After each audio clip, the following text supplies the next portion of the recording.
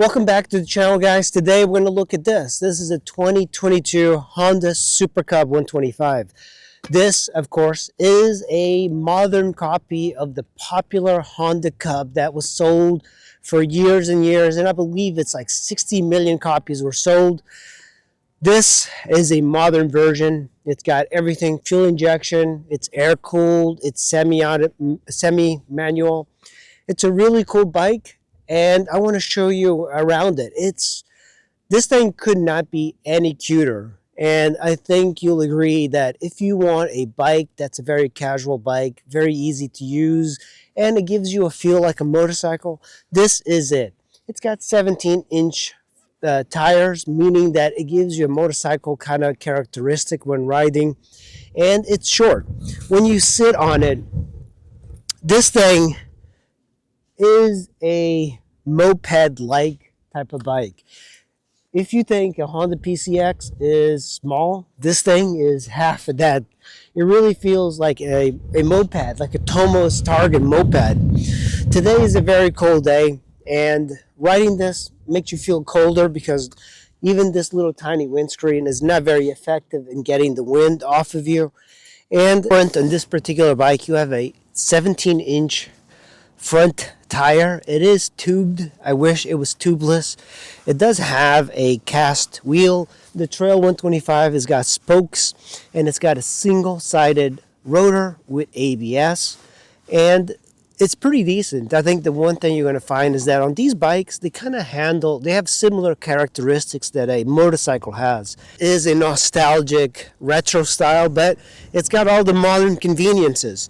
LED lights that are pretty bright. You have LED blinkers, and these are the Honda's putting all of these LED blinkers in all their bikes, which I can appreciate. And of course, plenty of chrome. This bike gets plenty of attention. It's just absolutely cute, and you have the horn right in here. So it's funny seeing the paint up close. You get all that glitter. They really spent a lot of time in this paint job. And of course, right here is a thing that Honda is doing a lot, is the keyless ignition, and you just push it in and kind of turn it to the on position, and there is a lockable part as well, but it's then I believe you walk out 7 feet and it turns off by itself. I had the key on me, so that's the key fob. It's got 3 buttons. Lockable. There's an audio thing for the key. Now this is something that's really interesting, and I like that Honda did that. They brought back the old Honda logo for the Honda Super Cub as an homage to the past. On the right side of the bike, you have the brake pedal and your foot peg. This is nice. It absorbs a lot of vibration, and of course you have a lot of chrome, and that's your filler. It's not a dipstick, but you do have a sight glass right over there. This is one of my complaints, is that the foot peg or the rear brake pad is a drum rear brake, and it's terrible. You have to go down quite a bit to have any stopping power. More chrome throughout. This is kind of nice, like it's an aftermarket rear exhaust. I have the keyless ignition here.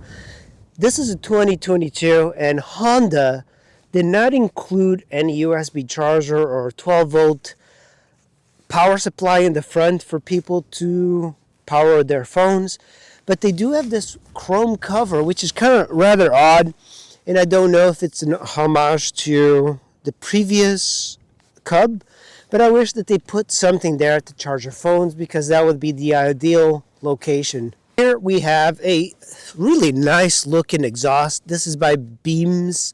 It says real made in Japan. Don't know much about that exhaust, but it does sound really good for such a small bike.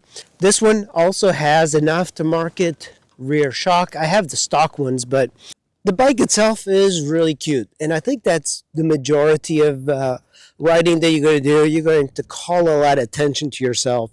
On the left side is something that I have not seen on a lot of bikes. Actually, this is the only one that I know has this.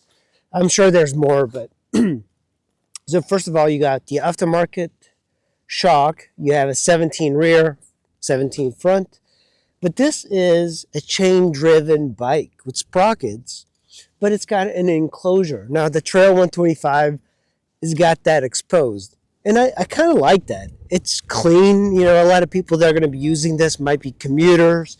They don't want to get any grime from the chain onto their pants. And also, it might extend the chain life a whole lot more. And it's not that much to remove. I believe it's just this bolt, this, and this. And these covers do pop out. And also, it's got like a sight glass or sight hole to look at the chain and see if it needs adjustment. And then, of course, you can adjust it normally as you would do any motorcycle with this. It's kind of a clever thing, but it's mostly a style. The style of having this, I think it's very unique, and I think that's why I got drawn to it. The Trail 125, it doesn't have that, but there's something a little bit missing. It feels empty. And on this, I like it. I like that it's enclosed. This is a Sammy manual, but it's very awkward. So you have most of the time your leg like this, and you shift this way.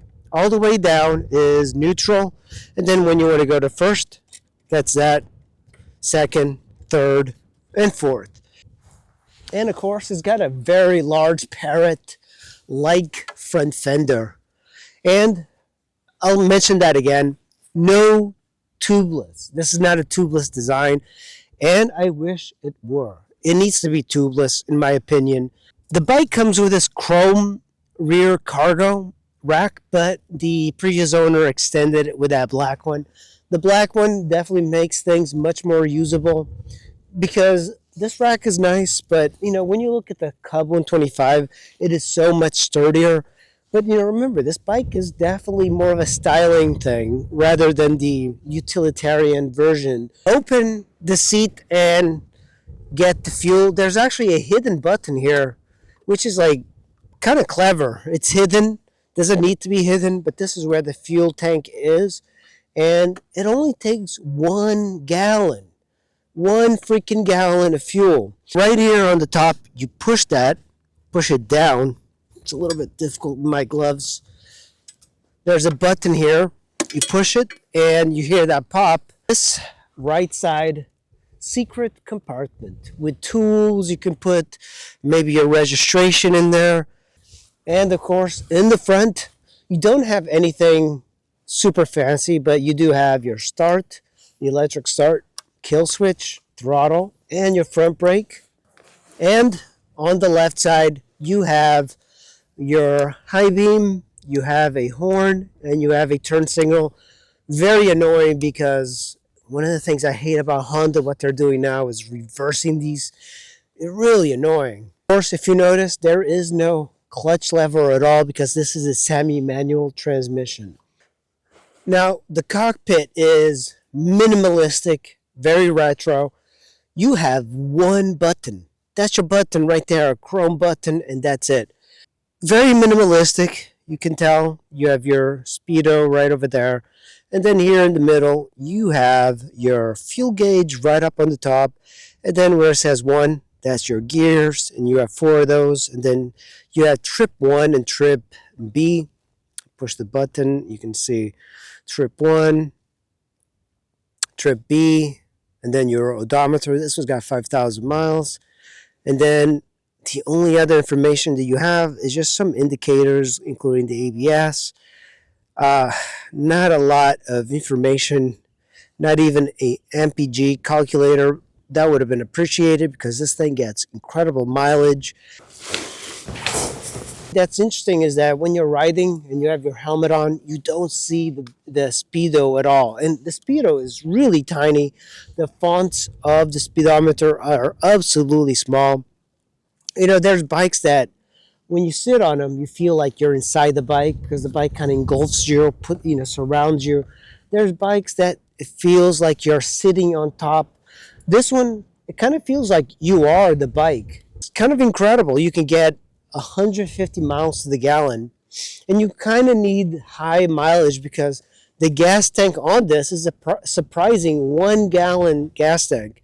I just filled this thing up, and I was thinking I would put like a close to a gallon, but it really spent $2 on it. So even in today's crazy gas prices, you can fill this thing up for change, which is insane. For this drag race, there we go, first gear. Oh my god, I hit the rev limiter. Alright, third gear. This is third.